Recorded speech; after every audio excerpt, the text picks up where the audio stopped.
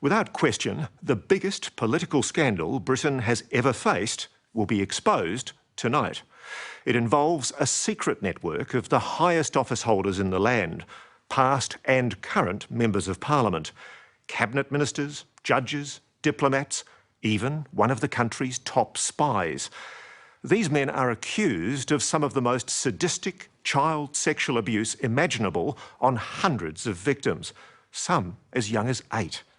More confronting still are claims that children were killed in order to protect this network of predators, including one boy whose father worked at the Australian High Commission in London. For over 40 years, the evil child predators acted with complete impunity, hiding behind the facade of respectability. But no longer.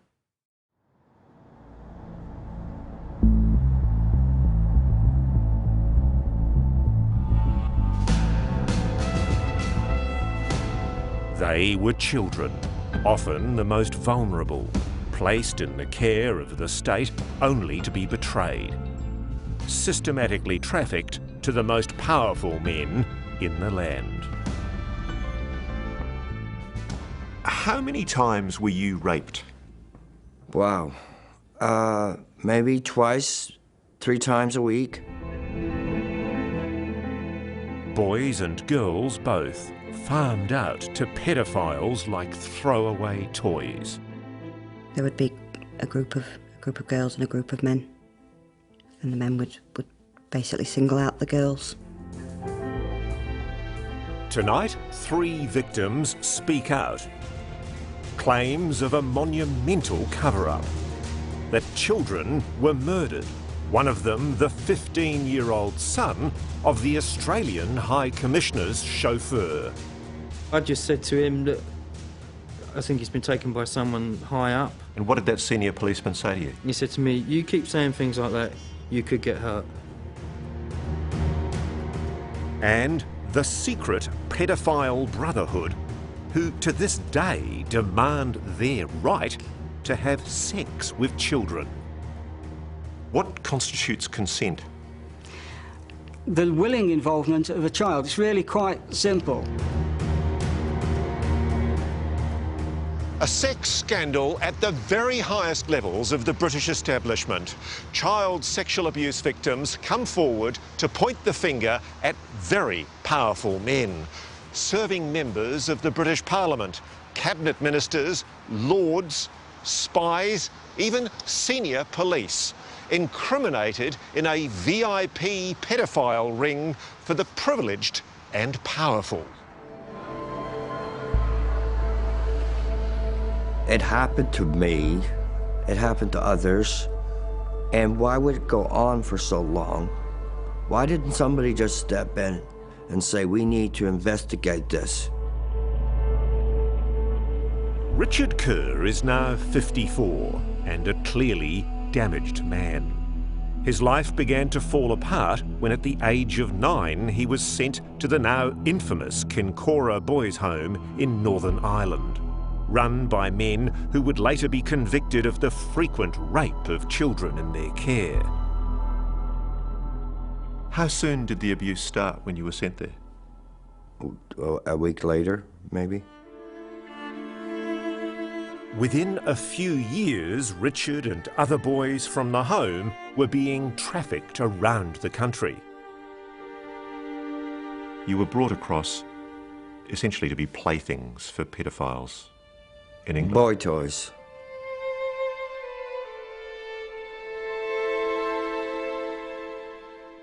I felt afraid to say no.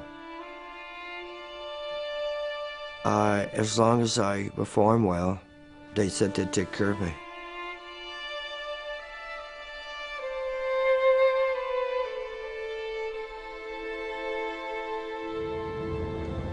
So when you first came to London, Richard, what was the first place you were brought to? The first place, I was taken to Dolphin Square. Today, Richard Kerr is bringing us back to the place where he was taken to meet the men who ruled the country. an upmarket apartment complex called Dolphin Square, just minutes from the Houses of Parliament.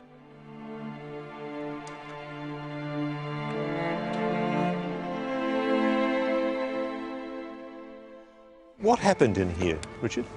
What happened in here, I was taken in here, I was told to sit down on the bed, and he started to take my clothes off. Still hurts, doesn't it? Of course it hurts.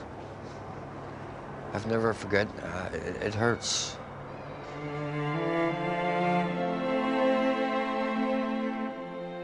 Richard was brought here to have sex with politicians and other high-ranking members of the British establishment, including members of the House of Lords. Are any of them still in the Parliament?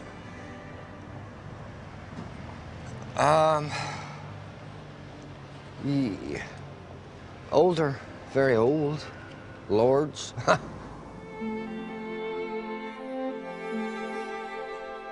Richard was one of dozens of boys and girls, almost all from state institutions, brought to the homes of the rich and powerful to be forced into sex with adults.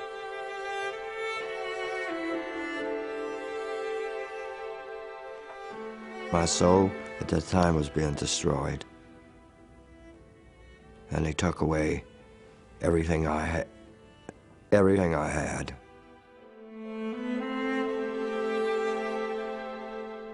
British police are now investigating compelling evidence that dozens of children suffered similar fates.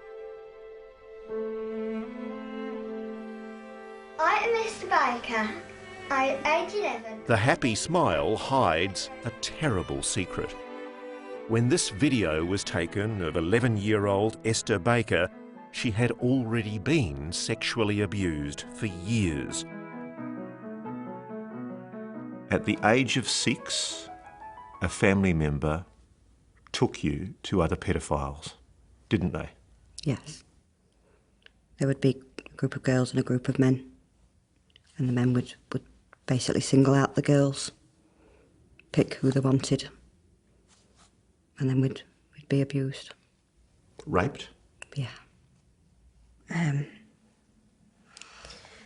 They did anything from molestation, which is touching, and oral sex to full penetrative sex. Esther, now 32, has identified 2 British politicians who were among her abusers in the early 1990s.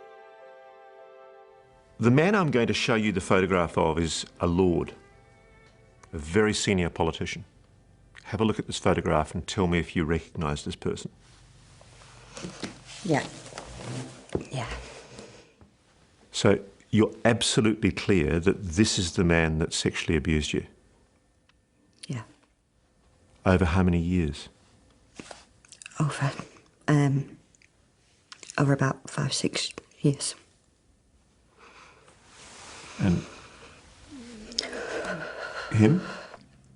Yeah. So the photograph I'm showing you now is a person who, until very recently, in fact the last election, was a fairly senior member of a political party in the House of Commons. Yeah. You're saying that that man abused you? Yeah. How can you be so sure? A lot of people might be watching this and thinking, well, she was a little girl. Maybe she's confused. Maybe she genuinely believes what she's saying, but she's confused. What do you say to that? I'd say you don't forget those faces. No way.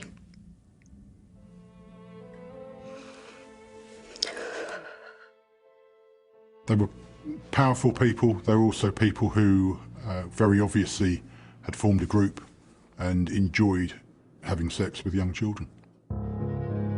This man, we'll call Darren, was 15 and in a care home when he met Peter Wrighton, a senior advisor to the government on child development, and secretly a member of the Pedophile Information Exchange, a group campaigning to lower the age of consent for child sex. In this home video, Wrighton can be seen grooming teenage boys, encouraging them to drink alcohol and engage in sexually suggestive behaviour. Wrighton would supply boys like Darren to VIPs at Dolphin Square. We would be basically told who to go and talk to and what to do and with which person. One of those men, also named by other witnesses we've spoken to, was Leon Britton, the former British Home Secretary. One of the most powerful men in the land, Leon Britton should have been prosecuting pedophiles. Instead, according to Darren and other witnesses, he was one of them.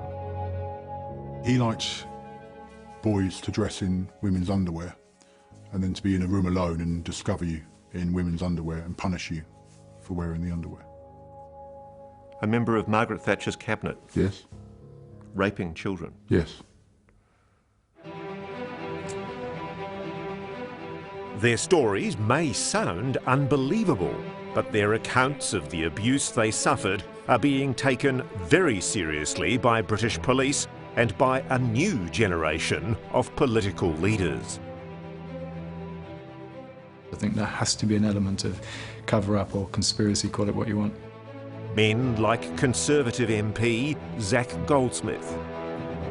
If it's true, and the evidence suggests that it is, this is, isn't it, the biggest political scandal in British history? I think that's right. I think there was very compelling evidence that very senior people engaged in terrible acts and were then protected by the establishment. I have no doubt at all about that, but I think the genie is out of the bottle.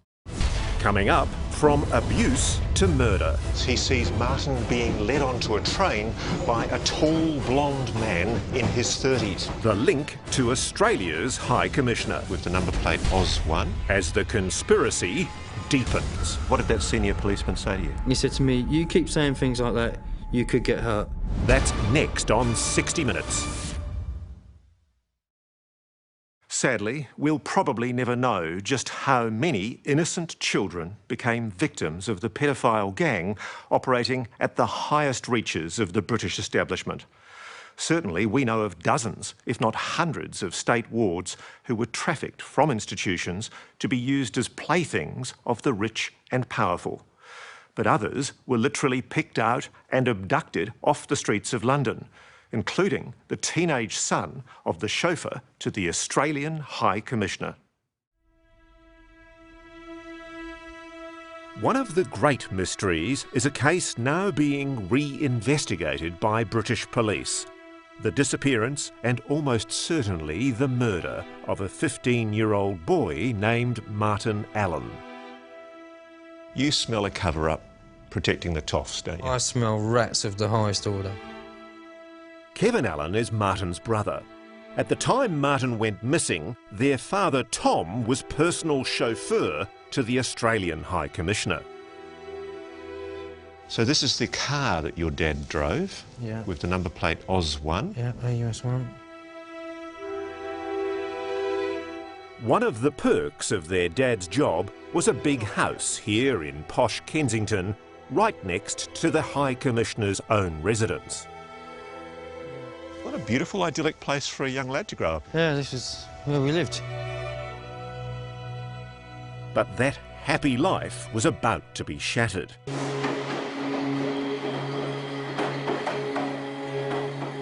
It's the 5th of November, 1979. 15-year-old Martin is heading home from school.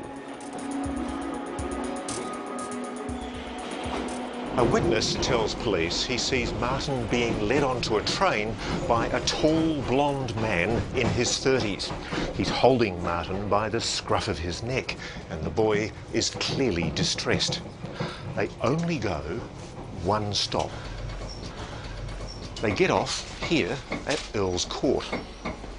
And as they're heading out through the station, the man is overheard to say to Martin, "Don't try to run." The only problem is that witness only comes forward weeks later when he sees the boy's face on the TV news. And of course, by that time, it's too late. The trail's cold, and young Martin is never seen again.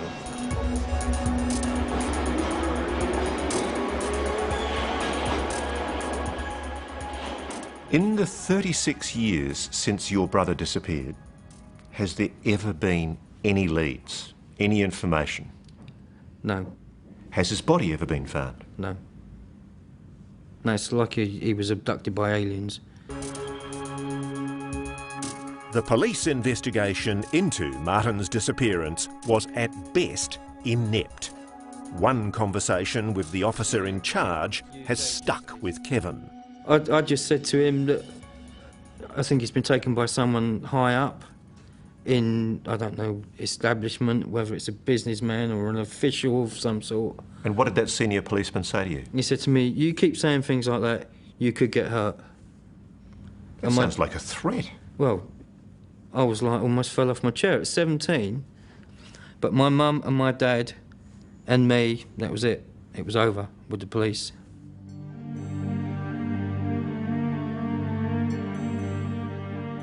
Now, police have reopened the case, also acknowledging they have credible evidence of murders committed by the Westminster pedophile ring. These are children. These were children at the time, and they were abused because they were children, because he could get away with it. Former policemen too, like Kelvin Ashby, are now revealing the extent of the cover-up, how their own investigations of politicians and government officials were stopped in their tracks on orders from above. My immediate boss told me that the decision had been made higher up the chain. Ashby was a detective inspector when he began investigating allegations that a prominent Labour MP, Greville Jenner, now a Lord, was sexually abusing a 12-year-old boy taken from a local children's home. Did you want to arrest Jenner? Yes, definitely. Were you stopped from arresting Jenner? Yes. What was it about the boy's story that made you think it was credible? Well, basically, he said that he'd been collected from the children's home many, many times. By Jenner? By Jenner in his car. And that was, we backed that up. Lord Jenner, who has denied all the allegations, has not yet been charged. But the Crown Prosecution Service has admitted it had enough evidence to prosecute Jenner all along for the sexual abuse of at least 9 children. But it may be too late. The very busy Baron Jenner of Braunstone now claims to be suffering from dementia. And yet he's voted in the House of Lords on 203 occasions since he was diagnosed. Yeah, and again, it's dual standards, isn't it? So if he's good enough to vote, he's good enough to stand trial? Yeah, it still sticks in the craw. I was about to say, it still matters to you. Oh, absolutely, yeah, yeah. What's been going through your head? What might have been, basically, for these kids' sake. Have you ever met this man? We asked Richard Kerr to identify his abusers from photographs. What about this man? Yes. OK, he's a former Member of Parliament. Yeah, I know. I mean, everybody, yes. Manchester. Cyril Smith, or Smithy. Cyril Smith was a prominent Member of Parliament whose sexual abuse of children over a period of decades was so rampant that the Crown Prosecution Service has now formally admitted it was negligent in failing to prosecute him.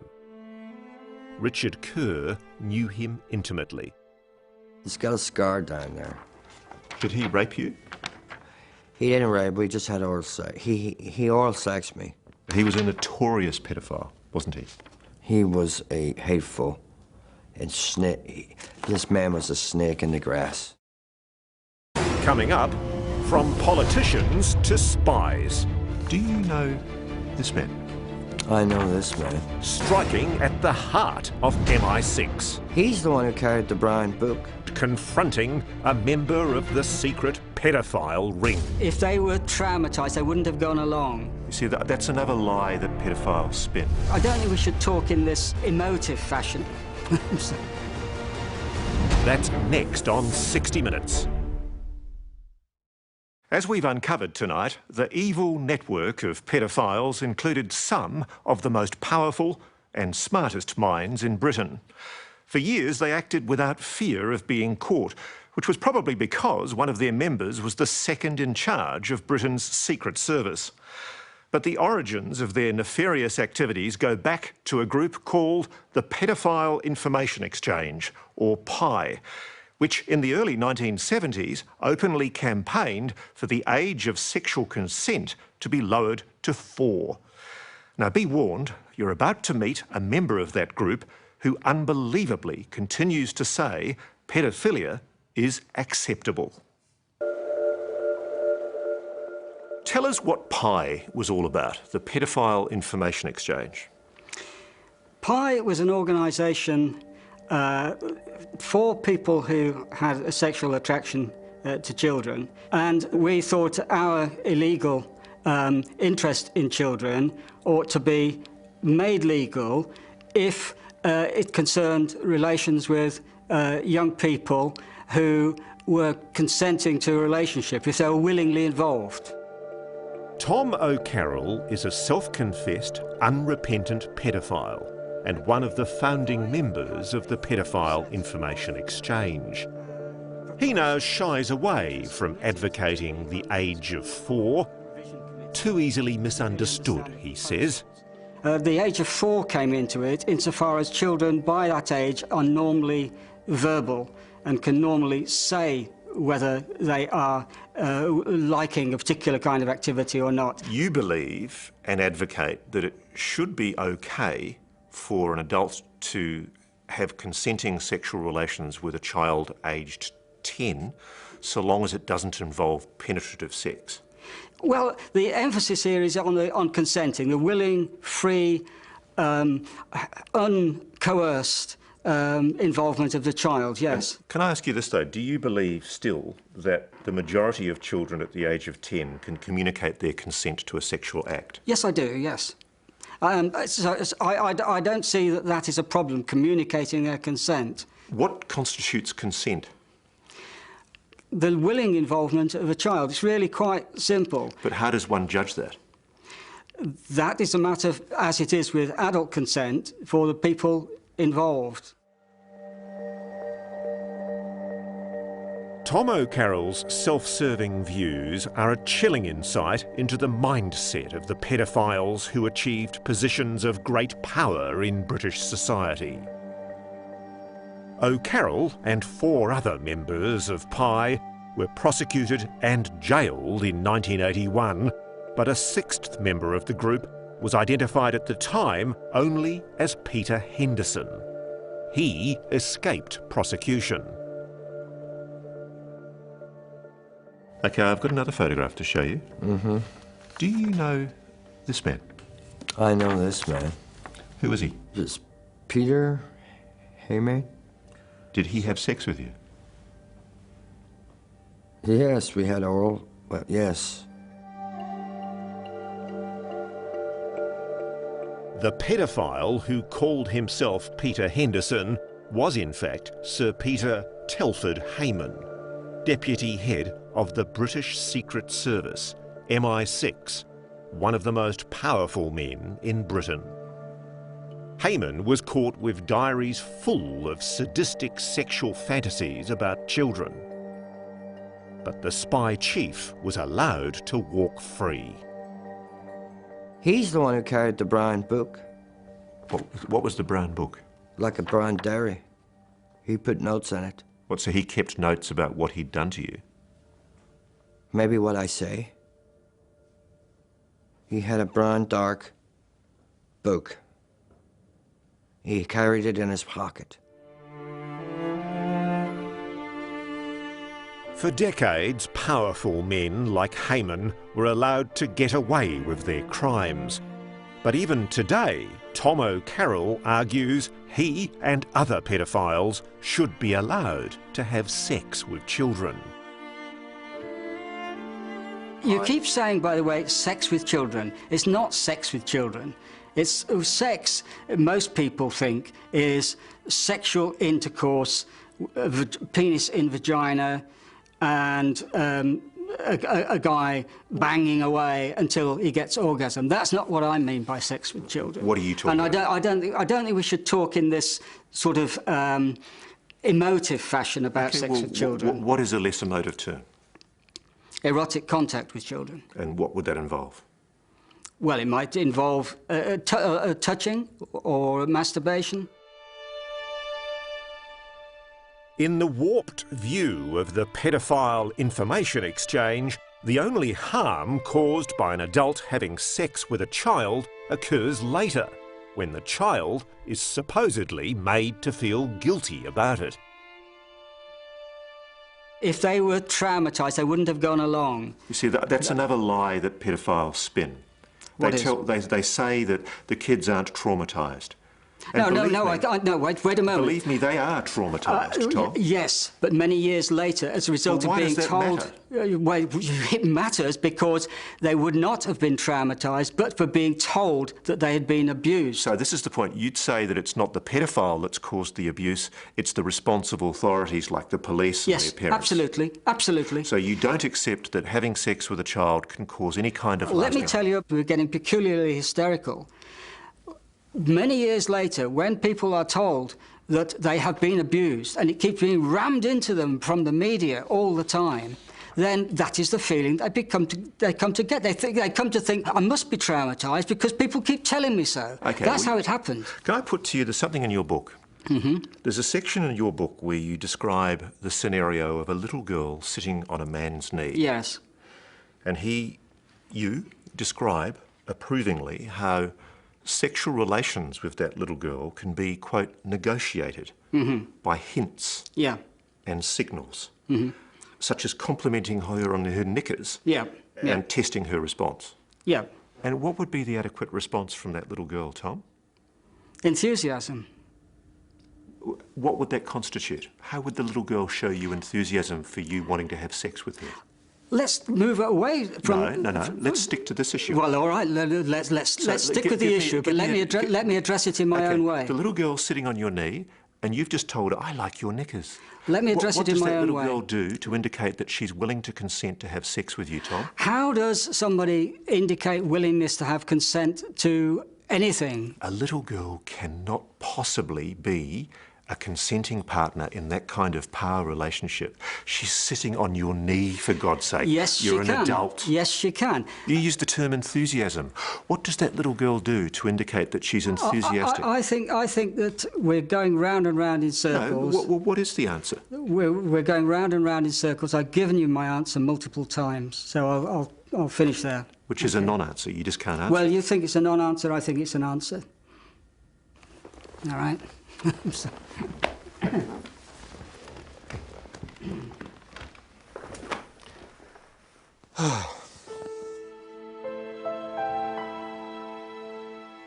Disgraceful secrets are only now coming to light. Men occupying some of the highest positions in the land, whose depraved crimes have scarred a generation of children. But for the victims of this scandal, for those who have lived their lives in pain, there is no walking away from this fight. You realise it's going to boil down to the word of a woman 20 years on, remembering what happened to her when she was between the ages of 6 to 11 years old. Yeah. They're really going to go your credibility, aren't they?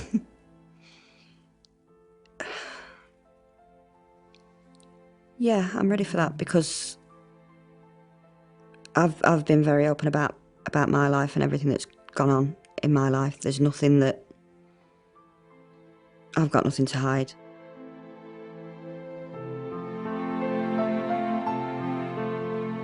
I'm lucky to survive, but I survived. Some of the others didn't. I'm the door that opens up everything. And to those men who abused you, you are their worst nightmare.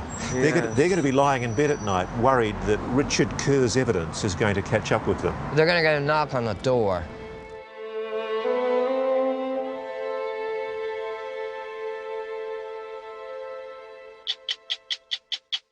We'll be sure to keep you updated on the progress of the police investigation. And remember, you can join the conversation about tonight's show by using hashtag 60Mins. Still to come... It's always good to have the safety on. Go! Watch out, Charlie. There's icebergs about. Do you love an iceberg? Saddling up with the coolest of cowboys. Larry, when we start taking back on, just go back in slow. We can't understand a word you're saying. Oh, that's all you got to do is leave the anchor on the bottom. To hunt down $1 million iceberg. You're quite a character. Let's go. That's next on 60 Minutes.